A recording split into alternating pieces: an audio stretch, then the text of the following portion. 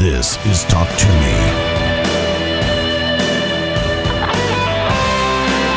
All right, so we're sitting here with John Ostronomy on the Talk to Me podcast, man. How are you doing? I'm doing great. I'm having a blast here, and this is just such a fun event, and it's so cool to see all the different podcasters coming down here. Yeah, crazy. And I specifically think your name is fucking cool. Like, Thank you. Talk to Me Well, podcast. Ostronomy, you can't go wrong with that Thanks. one either. But yeah, I mean, like I started the show a couple of years ago, but actually the two-year anniversary coming up. It was going to be Speak to Me or Talk to Me, and I chose Talk to Me. Yeah, I think it sounds great. You know, and growing up with the name To Me as my last name, it was always like, is your middle name Give It, or Socket, or, all that crap. So now I've finally taken it back, and it's mine. So. It sounds great. What is going on up there? No clue, man. They're No playing clue. some song. Is somebody singing? Coming down to the Nashville Rock and Bond Expo, getting all of us in one room together, man. It's crazy. Yeah, it's a really, really cool thing. And, I didn't even realize, there's so many cool podcasters that have been doing so great. And for me, anytime, especially when I'm out with Ace, I get to meet a lot of people in different parts of the country. And when somebody tells me they're doing a podcast, I kind of have a gravitation to them. I think they're even cooler than, Yeah, right. I think all the fans are great, but because I started doing a podcast a long time ago, I love everybody who also wants to do the same thing and really takes the time to do it, because podcasts are not easy. You've got to, I'm not sure if everybody realizes, but there's a lot of work that goes into putting together an episode. Everything from, you got to get gear, you got to take gear places, you got to set up interviews, you got to record the podcast, then you got to take it back, and then you got to edit it, and then you got to upload it, and then you got to do all kind of feeds, and it's not like an easy thing, but all of us do it because we love doing it, and we love talking to other people who are fans of music just like we are, and I think it's cool. So I really am into the whole podcasting thing, and I feel like a special bond with other podcasters. But Well, you technically started this, 12, 13 years ago, when this wasn't necessarily the most popular medium, which nowadays I think it is. I think it's becoming it's becoming the big thing now. Yeah. What was it that you and Mark talked about maybe in 2005 that said, hey, let's try this out? It was Mark's vision originally, and what happened was Mark has always come to me with like the most cutting edge ideas when something new comes out. Mark was the first guy I ever knew had a cell phone. Nice. For real. And That's the thing. Yeah, and he talked to me about a podcast, and I figured out how to make it happen. So when talking, the first ever episode of Talking Metal, I think I was a guest, but I wasn't yet. I'm sorry, so I got something wrong with my face. It feels like there's like a bug on my face. I keep wiping my face like I'm on drugs or something, but I swear to God I'm not. It's just, I feel something weird. But anyway, what happened was Mark had the idea, and I was the engineer behind the first Talking Metal episode. And then it was only maybe a few episodes later that I became a co-host of the episodes. And now we always say co-founded by both of us. And technically, it's sort of true, but in reality, it was his vision, and I was involved with Talking Metal from the very beginning, but as an engineer. And then I think it was episode 10 when I did my first interview. So. Okay. It was cool. And now we're up to like 600 and 700 episodes, something like that. But A big contributor to this podcast is Chris Aiken from the Classic Metal Show. oh, right. Where did you see the feud in that, and then like where do you kind of see it today, kind of being a few years later? It's weird. It's like I actually used to listen to their stuff, and they probably never knew this, but I used to think it was freaking hilarious too. But we had some kind of a thing where we weren't going to comment on it or something, and but I actually thought it was funny, and I even told them the story. My girlfriend, she freaking thought it was so funny. She was like taking little pictures from the Classic Metal Show website and sending them, texting them to me, and funny stuff. And so little did they know that we were kind of fans of it too. It was kind of funny. Like I was sort of a fan of them busting on me. and I actually thought it was funny. And I get that. I understand that. Yeah, that's great. And I'm not even, I swear to God, like that I thought it was freaking funny. And so that I kind of I'm glad that everything's kind of cool now, I think. And I just hope to. I was jealous when Mark went on and did something, or Chris came on, and I didn't get to do it yet. So I want to be part of something when we're all doing something together again. But all right, and then kind of moving on from that. But I mean, like, what got you into the world of Ace Frehley? How did you make that happen? Ace. I knew Ace since 1987, and it was a kind of a weird thing that my dad's a guitar player, and about the same age as, maybe a year or two older than Ace, and my mom, was a lover of music, and we were out, and when I met Ace, my parents met Ace at the same time, and they got to be friends with him. So what happened was I knew Ace as a fan from 1987. I would see him through the years. When I moved to New York, I didn't really know too many people, and so Kiss-related people became like my friends. And I used to hang out with Lydia Criss a lot, and Lydia, of course, ex-wife of Peter Criss. She was still good friends with Ace, and so sometimes me, Lydia, and Ace would go hang out, or if Ace was playing, me and Lydia go see Ace. Sometimes, and I got to know some of his friends, and those guys were like I swear to God, they were really nice to me. There was one holiday, and I remember I couldn't go home to visit my family, and Lydia invited me over. There was another holiday, Ace invited me over, and I always thought it was, how freaking cool is this that people that are associated and in my favorite band are being this cool to me. And so that's how the relationship started.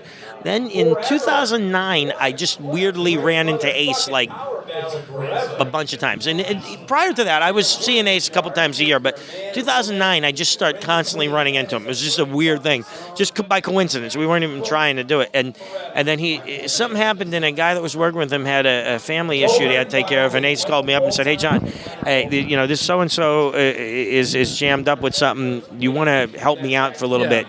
Like a temporary basis. I was like, yeah, that'll be fine. So I did that, and then that just kept leading to everything. And then at this point, I'm kind of handling just about everything for Ace right now. But what is it like for someone that famous on a day-to-day basis? I understand that he might be able to go to the mall and not really be too bothered at this point. But I mean, when it comes to a show, or if he was to walk into this venue today, he'd be bombarded. I mean, what is it like for someone that famous in a certain area to kind of go day by day? So with Ace's lifestyle when he's home is probably more laid back than either of our day-to-day lives. Ace. He has a great place out in the Southern California area, and he recently, Ace has been out in California for a while, but he recently, got rid of his property that he had in New York and made San Diego his main home base, and in the day-to-day basis, Ace can occupy himself just in his home without really going anywhere. And he's not a guy that has to get up and go out and go to do this and go that. And he'll occasionally go places and do different things, but Ace likes to work in his studio. He's got a new studio all built, and Ace always liked to have his own studio. And he had of course the one up in Connecticut, and then he had one in his Westchester, New York property, and now he's got this really amazing studio in San Diego. So he just likes to do normal things at home. Now when he goes out in San Diego, occasionally people will come up to him and that, but usually he's capable of going. Me and Ace have been, even on tour, we've been in Target and stores or Home Depot or whatever it is, and grocery stores, and occasionally people will come up to him, and and he's always cool and he hangs with people and says stuff, but usually believe it or not, he has, and I think it's true with a lot of these super famous guys, in their day to day they can go places, and some people may or may not come up to him, but it's less insane than you'd think. Because on a day-to-day, they're not walking into like a convention with a million... A Kiss convention. Yeah, like if Ace walked into here, of course, people would be going, everybody going up to talk to him. But in a day-to-day...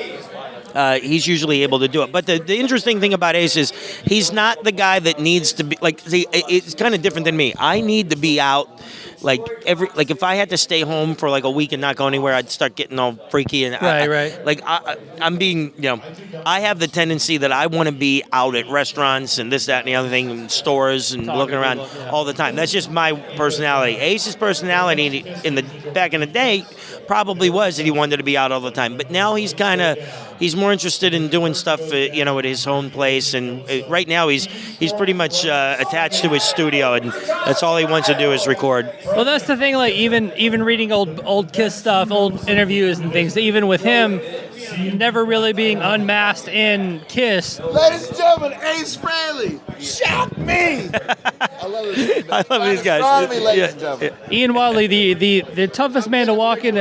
This guy. Anytime, you got it. This guy is a podcast legend. He is. Oh, you guys, this is too nice. Thank you. Along with Mark Striegel, Talking Metal. Right. Everybody, come on. That's what you heard fucking first. And then you all copied fucking... John Ostronomy. Like John Ostronomy copied Ace. Right. You copy. I got you. I love this fucking guy. This is a good dude. Ian Wadley, co-writer of the great Ace Frehley book, No Regrets. Buy your copy now on Amazon, Books Kindle, Barnes and Noble. hardcover, softcover. We can just send you the pictures if you live in Tennessee and can't read. John Ostronomy will take care of it. You guys are too nice. You guys are too cool. Ian Wadley, the one guy that walks into Nashville knowing that the Raiders and the Titans play week one with a Raiders jersey on. Ian Wadley. I'm fucking dumb. I'm dumb. Nobody listens to my show. Everybody listens to John Astronomy, guys. Whatever. And Toomey Talk. Toomey Talk. Hey, Toomey Talk. Talk to me. Rockin' Toomey podcast. Nobody's listening. All right, nobody listens to this shit. Great. Talk to me. I'll say it again. Talk to me is still like such a great name. I love it. I love it. Like, talk to me. Like, that's an Ace song. Talk to me. But Yes, it is, actually. And you know what the best story about that is? I'm a gigantic Kiss fan. Oh, cool. Did Very not cool. put those two and two together until Kirk Winston of Crowbar was on the podcast. He talked to me. And I said, Kirk, hey, do you mind doing a bumper for the show? He's like, yeah. I was like, what? The name of the show is Talk to Me. And all I hear on the other line is going, like the Kiss song. That's great. But yeah, I mean, Ace got away with being in the makeup and able to go to the mall during the day and no one would bother him. Right. He kind of got out of Kiss before he was unmasked until Frehley's Comet. So maybe he got to live a little bit of that life. And now I think Ace has kind of got like a new look now with he looks different than he did in the Frehley's Comet days. So, like, for me, like, there's still people that are like, oh, Ace Frehley. Like, they know the new look. So, like, first there's the makeup look. Then there's what he looked like in the 70s without makeup. Then there was Frehley's Comet. Now he's got this different look. And, but he still's recognized everywhere. But he, like, on a day-to-day, he can still go out and have like a normal life. Yeah. But the weird thing with him is he doesn't like to go out as much as I would like to go out. But I will say thank you for kind of breaking the story on Talking Metal about the meeting of Ace and Gene with John 5. oh, cool. Because when I had John 5 on, I was like, hey, I heard that you hooked it up. What was your take on that? That got picked up by Blabbermouth. Right. So I knew that they had met, and it was through John 5. But I know you held a part in that too. So I mean, what was your kind of in that day? What was the day-to-day of that? The funny thing is that the truth of it is that we did a gig in California at a place called it was a little North California. I'm having one of my old age mental blocks. It was a club, the Canyon Club, Okay. and so on the day of the Canyon Club show, which is not the one that John 5 and Gene came to, but it was like a week before the one that Gene came to it in John 5. But the day of a different Ace show, during the day, I went over to John 5's house and I delivered him laminates, so that, like, and the funny thing is they didn't really even need them, but I took him laminates, and I wanted to make sure that they had no trouble coming to the gig. And then what I did was we had a fun time because John 5 showed us all this cool Kiss stuff he had, and then the day of the show, which was like a week later, we had been in California. We left California and we went back to California. I said, look, here's the deal. I'm going to set up a spot for you guys. So all you're going to have to do is drive up. You're going to have to park, and I'm going to be standing there, and I'm going to bring you in. And usually I don't come to the show until, I come in the daytime, but I leave, and I come back with Ace right before Ace is going to play. And but in this particular case, I came over by myself because I wanted to be there in case Gene got there and John 5 got there before Ace, and that's what happened. So I brought them back to Ace's dressing room, and it just was a great night. Both of them stuck around. We hung out before the show. John and Gene watched from the side of the stage, and then came back to the Ace's dressing room again and just hung out for a while. And it was really, really cool. I love that John said that Gene and Ace just seem like two old friends. That's what. They really. I swear to God, I know that sounds like the politically correct answer, but it was true. Yeah. And the fact that Gene stayed so long, I thought was amazing because, technically, let's say he feels obligated to come. You come and you say hi and you leave. You're right. But that wasn't the case. Gene hung out even after Ace had to meet a bunch of other people that were friends of his from L.A. Gene still hung out. Yeah. Gene was one of the only Gene and John split only when Ace had to go do his 50-person meet and greet. Right. And that was after he met a different previous 50 people that were personal friends and stuff like that. Yeah, that's great. I would love to see those two guys just kind of on that personal level. Two old friends that happened to went through a lot together. Not the business side of them, not anything else. Just two guys, because I know you've played music, I've played music, and, guys I play music with, I'm probably going to have a different relationship with than maybe somebody I had a business relationship with, and you're going to have that camaraderie between the two.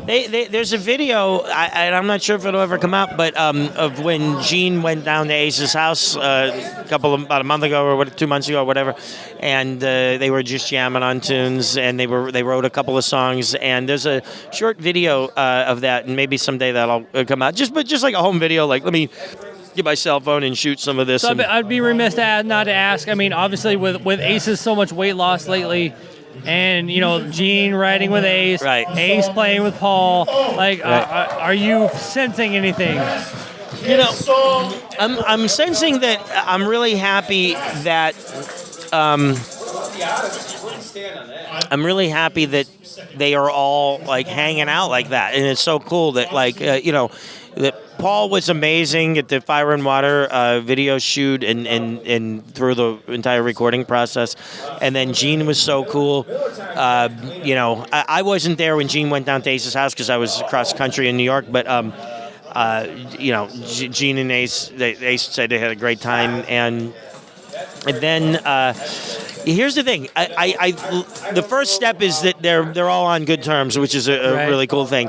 Now, the truth of it is, though, is I really don't know, and if anything will happen. And even Ace said, honestly, if something happens, great. If something doesn't happen, that's cool too. He's just happy being, in a good spot in his life, and these guys they're all friendly and on great terms.